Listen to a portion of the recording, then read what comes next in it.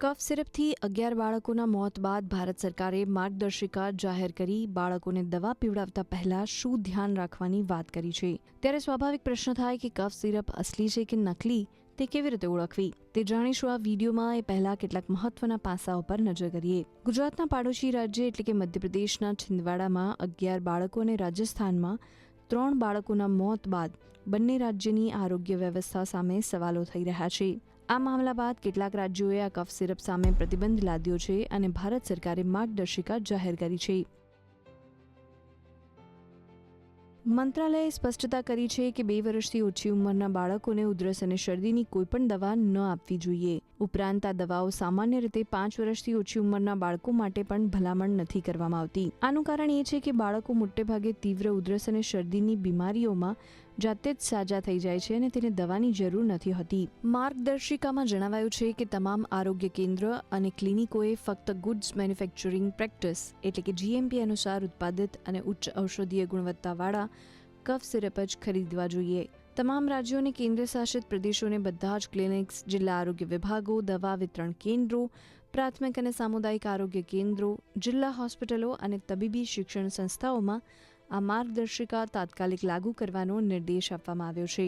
કફ syrup વિશે બાળરોગ નિષ્ણાતો શું કહે છે તેના પર નજર કરીએ તો કોઈ દવા અસલી છે કે નકલી તે સામાન્ય વ્યક્તિ કેવી રીતે ઓળખી શકે એ અંગે બાળરોગ નિષ્ણાત ડોક્ટર અવેશ સૈનીનું કહેવું છે કે સિરપનો ભૌતિક દેખાવ કેવો છે, શું તેનો રંગ વાદળછાયો છે, તેમાં કોઈ કણ દેખાય છે, શું દવામાં તળિયે કંઈ સ્થિર થયું છે, બેચ નંબર લખાયેલો નથી કે તેને ભૂસી નાખવામાં આવ્યો છે। જો આવા સંકેતો હોય તો તે શંકાસ્પદ છે। આ ઉપરાંત દવા પર ડ્રગ લાયસન્સ નંબર પણ લખાયેલો હોવો જરૂરી છે। જો તે ન હોય તો આવી દવાઓ ન લેવી જોઈએ। એવું નથી કે 2 વર્ષથી ઓછી ઉંમરના બાળકો માટે માર્ગદર્શિકા હમણાં જ બહાર આવી છે, તે પહેલેથી જ છે। 2 વર્ષથી ઓછી ઉંમરના બાળકો પર કોઈ અભ્યાસ નથી, તેથી આવી દવાઓ ફક્ત 2 વર્ષથી વધુ ઉંમરના બાળકોને જ આપવામાં આવે છે। દવાના ડોઝ અંગે તેઓ કહે છે કે દવાની માત્રા નિશ્ચિત હોય છે જે ડોક્ટર દ્વારા સૂચવવામાં આવે છે। તે વજન પર આધારિત હોય છે, તેથી દવા આપતા પહેલા બાળકોનું વજન કરવામાં આવે છે। નકલી સિરપથી થતી અન્ય સમસ્યાઓ અંગે તેઓ કહે છે, નકલી સિરપ શ્વાસ લેવામાં તકલીફ, પેટમાં દુખાવો, તે કિડનીને અસર પણ કરી શકે છે।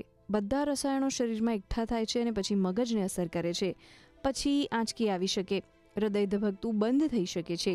છેલ્લા 1 દાયકાથી ભોપાલમાં કાર્યરત ડોક્ટર હર્ષિતા શર્માએ બીબીસીને જણાવ્યું કે ડાયથિલિન ગ્લાયકોલ અને ઇથિલિન ગ્લાયકોલનો ઉપયોગ મૂળ રીતે કફ સિરપમાં શીતક તરીકે થાય છે।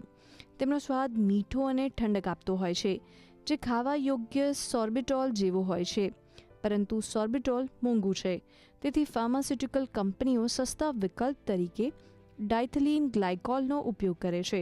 આ બંને ઘટકો દેશી દારૂમાં જોવા મળતા મિથાઇલ આલ્કોહોલની શ્રેણીમાં આવે છે અને બંને રસાયણો શરીર માટે ખૂબ જ હાનિકારક છે। આ રસાયણોમાંથી બનેલી દવાઓ ખાસ કરીને બાળકો માટે નેફ્રોટોક્સિક હોય છે, એટલે કે તે સીધી જ કિડની પર અસર કરે છે।